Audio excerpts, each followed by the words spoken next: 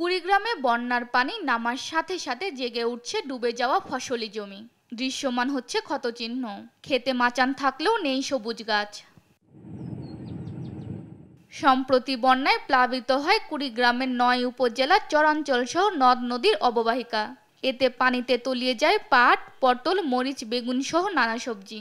নষ্ট হয় প্রায় ৮,০০০ হেক্টর জমির ফসল। কৃষি বিভাগের তথ্য মতে ক্ষতির পরিমাণ দাঁড়িয়েছে ১০৫ কোটি টাকার উপরে।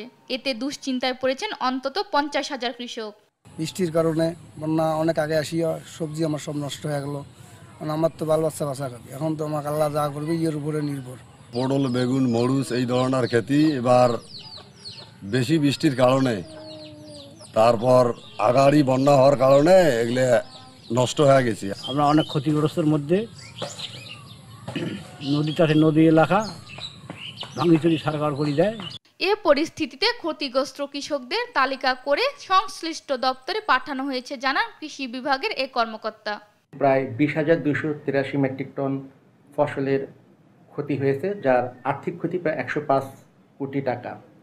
আমরা কৃষকদের ক্ষয়ক্ষতি যারা হয়েছে তাদের নিরূপণের চেষ্টা করেছি। প্রায় ৪৯,০০০ চাষি কুড়িগ্রাম জেলায় ক্ষতিগ্রস্ত হয়েছে।